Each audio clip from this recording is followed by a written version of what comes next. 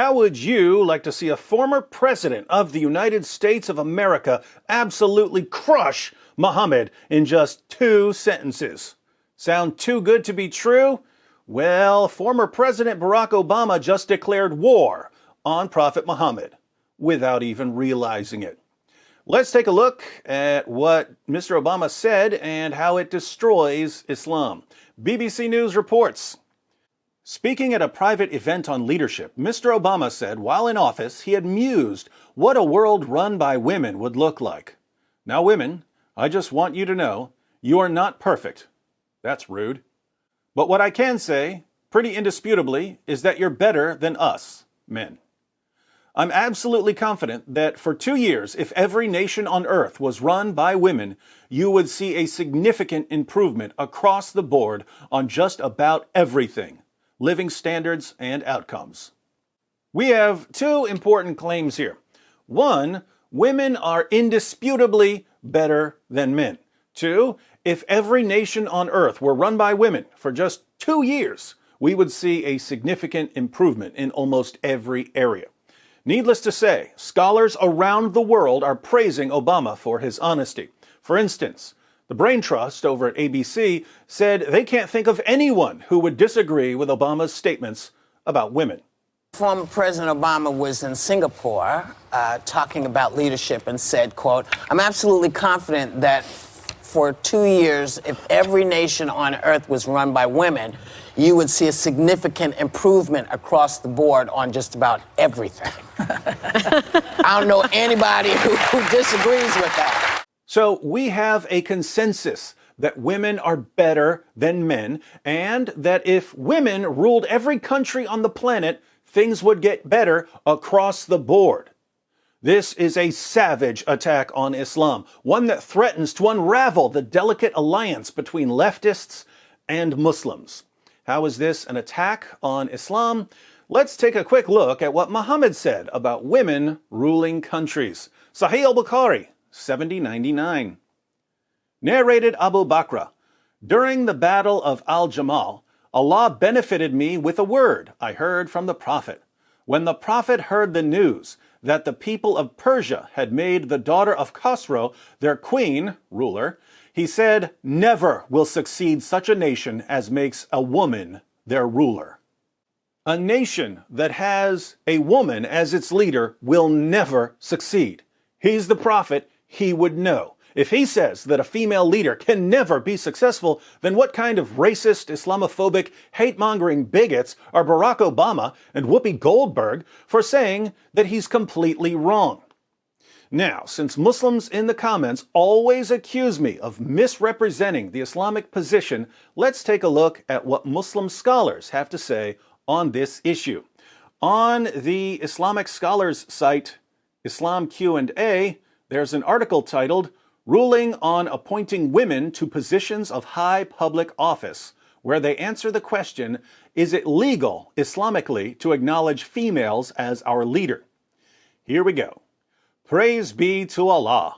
Positions of leadership and high public office means taking on the mission of establishing Islam by reviving religious knowledge and establishing its foundations, engaging in jihad for the sake of Allah, which includes preparing armies and distributing war booty, establishing the judicial system, carrying out judicial punishments, fighting oppression, enjoining what is good and forbidding what is evil, acting as a deputy of the Prophet, yada yada yada. There is no dispute among the scholars that one of the conditions of the imam or leader is that he should be male. Notice, there is no dispute among the scholars. Ibn Hazm reported in his book Maratib al-Ijma that there was scholarly consensus on this point. Scholarly consensus. In the section he says, out of all groups of the people of the Qibla, i.e. all Muslim sects, there is not one that allows the leadership of women. There is no sect that allows women to be leaders. Al-Qurtubi reported something similar, and Al-Alama al-Shankiti said there is no difference of opinion among the scholars on this point. The evidence for this is the general meaning of the ayah, interpretation of the meaning, Men are the protectors and maintainers of women because Allah has made one of them to excel the other. That's chapter 4, verse 34 of the Quran. It is also clearly indicated by the hadith of Abu Bakr, who said that when the Prophet, yada yada yada, heard that the Persians had appointed the daughter of Khosrow as their queen, he said, "No people who appoint a woman as their leader will ever prosper." That's the hadith I quoted from Bukhari. This is because positions of leadership and government require a person to join men's gatherings, which is not allowed for women according to Sharia because of the ayah, interpretation of the meaning, and stay in your houses and do not display yourselves like that of the times of ignorance. Surah 33, verse 33 of the Quran. These positions also require perfect wisdom, reason, and alertness, and the testimony of a man has been made equal to that of two women, the reason for which Allah has explained in the ayah, interpretation of the meaning, so that if one of them, one of the two women whose combined testimony equals the testimony of one man, errs, the other can remind her. Surah 2, verse 282 of the Quran.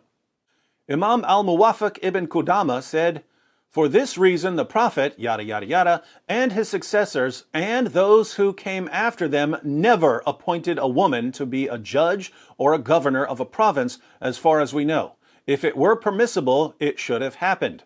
Imam al-Ghazali said, "The position of leader could never be given to a woman, even if she possessed all the qualities of perfection and self-reliance. How could a woman take the position of leader when she did not have the right to be a judge or a witness under most of the historical governments?"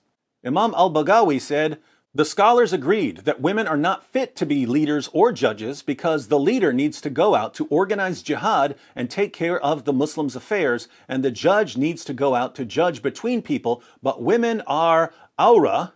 Awra usually refers to body parts that need to be kept hidden, so he's saying that women need to be kept hidden, and it is not right for them to go out. Because of their weakness, women are not able to do many things. Women are imperfect, and the positions of leaders and judge are among the most perfect of positions for which only the most perfect of men are qualified. Undoubtedly, this is proven by reality. People know from experience that only men are fit for leadership because women by nature are more emotional and more easily swayed by their feelings and compassion. These qualities have been created in women to enable them to carry out their most important duty, which is that of motherhood and nurturing children. Men, on the other hand, are not usually swayed by their emotions as women are. Their way is usually one of logic and deliberation, which form the essence of responsibility and leadership. I can think of another important hadith that supports the position of the scholars. Sahih Muslim 241. It was narrated from Abdullah bin Umar that the Messenger of Allah said, "O women, give in charity and pray a great deal for forgiveness, for I have seen that you are the majority of the people of the fire." A wise woman among them said, "Why is it, O Messenger of Allah, that we are the majority of the people of the fire?" He said, "You curse a great deal and are ungrateful to your husbands. I have never seen anyone so deficient in intellect and religion, more overwhelming to a man of wisdom and reason than you." She said, "O Messenger of Allah, what does deficient in intellect and religion mean?" He said, "As for lacking in intellect, the testimony of two women is equivalent to the testimony of one man. This is deficiency in intellect. And a woman does not perform salat, ritual prayers, for several days, and she does not fast during her menses and Ramadan. This is deficiency in religion." So, women are, by nature, deficient in intellect and religion. This is why Muhammad tells them to give lots of money in charity. They need to try to make up for their shortcomings. Putting all of this together, according to Muhammad and Islam's greatest scholars, women are, by nature, stupid and immoral and inferior to men, and they have no place in leadership. That's why any country that has a woman as a leader is doomed to failure. By contrast, Barack Obama and his greatest scholars, the women on The View, insist that women are superior to men and that if countries would simply let women take over the important leadership positions, they would be entirely successful. what do Muhammad and Obama agree on? They agree that the first criterion of being a successful leader is having a certain gender, which is odd because, as everyone knows, gender is merely a social construct. Now for a few questions. To you, Obama fans. Do you agree with Barack Obama's claim that women are better than men and that if countries would simply put women in charge, everything would improve? If so, shouldn't you be horrified by Muhammad's teachings? But you're the people who say that anyone who disagrees with Muhammad is a racist and an Islamophobe. Doesn't that make you, not to mention Mr. Obama and Whoopi Goldberg, a bunch of racists and Islamophobes?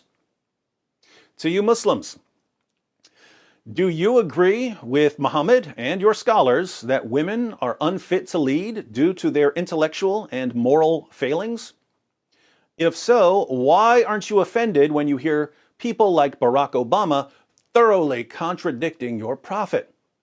And what do you think about Muslim women like Congresswoman Ilhan Omar and Congresswoman Rashida Tlaib being elected as leaders? Are they destroying America because of their gender? Final question to leftists and Muslims. Why are you under the delusion that you're on the same side in all of this? I'm asking for a friend.